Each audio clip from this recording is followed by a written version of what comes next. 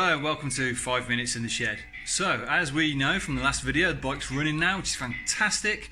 So now I've got a new list on my whiteboard over there, which is like a snagging list of things I need to do. First thing I need to do is screw the petrol tank to the bike, because at the minute it's loose and there's a clamp, but there's an issue. I'll show you. Okay, so the way these tanks bolt on is they have this kind of adapter, right? Now what happens is, let's take this nut off here, space right there. What happens is, we've got this seam down here, right? And on early bikes and stuff, they had a chrome strip down there. It looks really nice, and a chrome strip to the front. Now this thing drops in there, does drop in there. Oh, why does that feel tight on there? Probably because I painted it. Yeah, so that drops in there, like that. Okay, and you can put a chrome strip on there and a chrome strip on there to sort of tidy it up. And then the nut goes inside, right? And then there's a rubber cap that sits over the top, makes it all look nice with BSA written on it. Now, I've got this, right? And my alloy tank that's on the bike is the same. However, right? However, God, I got stuck now. This on the bike, I'll show you. Might have to go freehand with the camera. Bear with me. Bear with me. This could get wobbly. Right. So on the bike. Oh, look how shiny that tank is. Right. On the bike, there's the hole, right? And down inside the hole is the point where the bolt comes out. And this, oh, there we go. This goes in the hole. But it doesn't fit. It's too tight. Now, why is it too tight? I can't take any material off this because it's really thin. Well, really thin. But in the hole, where it's been welded up, because this is a handmade reproduction tank, this weld is a little bit big around here. Okay, a bit big there, a bit lumpy. Now, I don't really want to sand away an alloy weld, just in case I go through it, because if I go through it I'm buggered, right?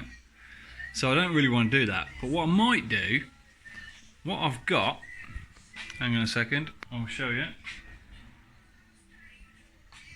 I've got some spare old caps from this engine. See, it's got a hole in it, this cap, a hole in the middle. You see the hole, the light shining through it? So that's going to leak oil anyway. Don't know why it's got a hole in it. That fits a treat, but I need a bolt, like a nut hole in the top of it, so I'm going to make one. That's what I'm going to do now.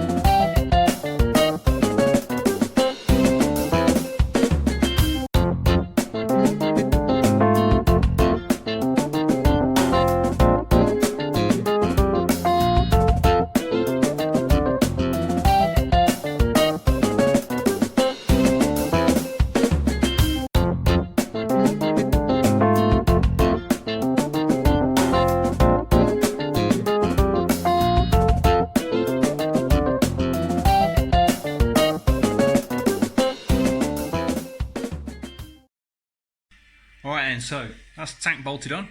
It's a bit of a Heath Robinson job, to be honest, but it'll do for now. Because you got to remember, this bike's running and I need to ride it, but I can't ride it if the tank's going to fall off. So anyway, temporary measure, but it's on. So I'll bring you over, let you have a little look. So there you go. Yeah, so yeah, you can tell it was a rocker cap, that's no problem. And there's stainless steel nut on the top of it there. It's, you know, I mean, you know, from a distance, you're just blinded by the shininess of the tank. It really doesn't matter. But yeah, it's on there, tank's on, rubbers are underneath it, it's solid, which is pretty good, because I want to hold it solid as well, because I don't want that 90-degree fuel tank banjo hitting the engine, so that'd be bad. Alright, so anyway, that's not going anywhere now, it's good.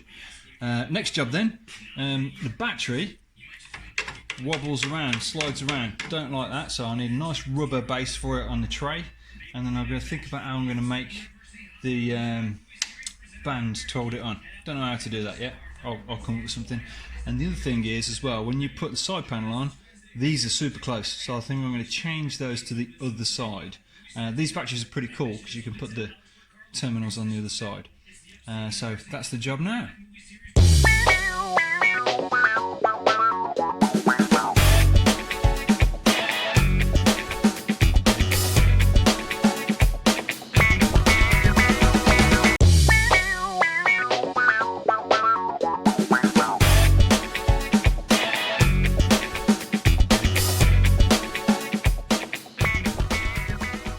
So the battery's sitting on a bit of rubber now, so that's good. It stops it sliding around, and yeah, gives it a bit of cushioning. Put the terminals on the inside. There's just enough clearance on those. Tight either way you do it, on the outside or the inside, but you know, I think they're okay. So now I need a rubber strap that comes down over the top and latches into that.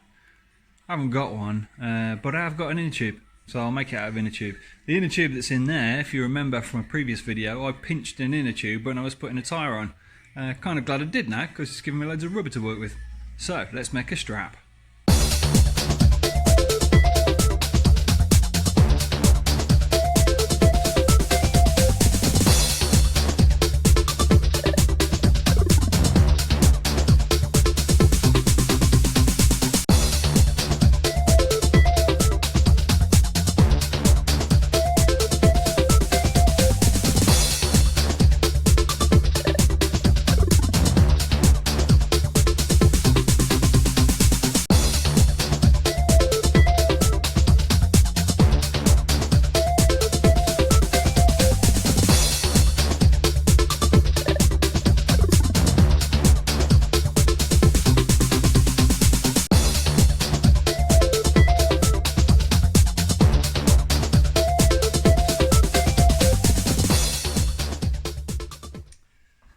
Okay, now I've zoomed you in super close to the battery tray here. Alright, you can see battery tray here. Alright, I made a start on the strap. So I've got a rubber strap, and I've sandwiched the rubber in there, put a few pop rivets in there, so I can get a bit of tension on that. Should be pretty safe like that. Nicely crushed in, and I've made a hook on the end of it. So the idea is that hooks in here somewhere, maybe there, like that, and then this comes over the top of the battery.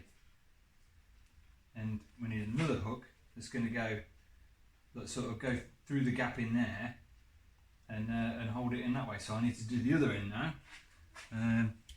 So when the battery's in, like that, that'll go like that. Fantastic.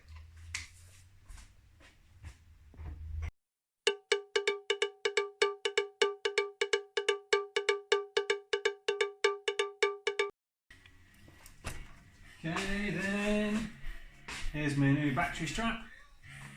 So inside goes like that, and this one is over there. A little bit of a stretch, tucks in there. Oh yeah, oh yeah. And if we need it a little bit tighter, there's 3 adjustable places for the hook on the back to go. So that's pretty good actually. Might do it one more. Put that down one. Oh, can't get it in there because it's a little bit closed up. Open it up a touch. Okay. That one in there like that. And there. Ooh, better. Nice. Now you may have noticed that I made this side a little bit prettier than the other side. That's because this is on the outside and this looks pretty. The inside, no one's ever going to see it. So that's battery done. I need to connect that up. So I'll just tick a couple of things off then. So tank clamp, battery tray rubber.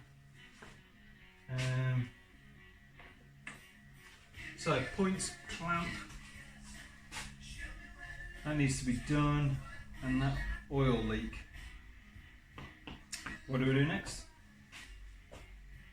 I think the battery clamp's going to be the one. Sorry, the points clamp's going to be the one, because if I show you, see, that's tight, and when I ride along, the timing's going to move. So I'm going to do that, so that's fixed. Then I can retime it again. Once it's done that time though, then I can put the side panel back, the chain case back on. So that job next.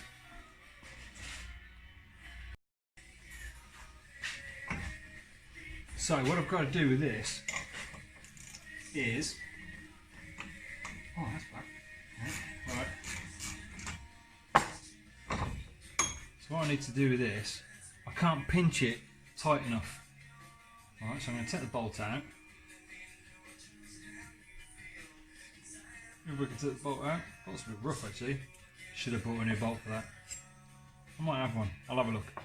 Anyway, when that pinches together, that touches, and that's it. I can't get any more out of it, and I need just a bit more crush to stop that distributor spinning round. I guess it's just got old, stretched, and you know, it's just gone a bit. So I don't know whether to put a grind through it or whether to get a file in there. I don't know if a file is going to be enough actually. I'm going to see what I've got, and we'll make a slight modification. I don't know whether to film this or not. It's going to be pretty boring, me cutting a slot in something. I'll tell you what, we'll come back when I've done it, alright?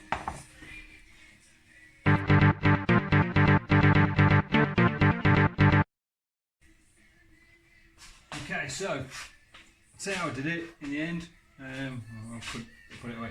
Squashed it together in the vise, run a hacksaw blade down it, give me another millimetre, squashed it in the vise again, run it down again, put 2 millimetres in. So I've got 2 mil clearance. I've just put it on in here, and it's got it. It's not going anywhere. So yeah, it worked. So if I just loosen that off a little bit there, should move now. There we go. Yes, it's worked. So now I've got to set all the timing up again. Static timing, then I'll strobe it again and set it up again. But bit of progress. Tank's on, battery's on, and that's nice and tight. So next thing to do is the oil leak. And I noticed as well when I rev the bike up, the headlamps clamps are sliding down the fork rag, so I'm going to put some rubber in those as well, rubber around those. And I think at that point then, so that'll be secure, engine will be timed, oil leak will be gone. At that point, might be able to take it for a test ride. But, you know, it's late on a Sunday now, that'll do for now, I think. It's been a bit of an epic weekend working on the old machine, and you know, it's turned out alright. So, at some point this week, I reckon I might be able to ride this bad boy. Fantastic. I'm only going to ride it up and down the road though, because I'll be honest with you, I can't see a damn thing. Blind as bat. So I'll see if I can get a bit of a test ride in this week. Then I'll be offline for a while because I'm getting some eye surgery. After that, I will be able to see, and I'll be able to give it a good old spank up the road. Fantastic. And yes, I haven't forgotten, I said I'd shave my face, shave the old beard off if the engine went first kick, and it did. So next video, it may look like there's some good looking young chap doing it. Alright, have fun.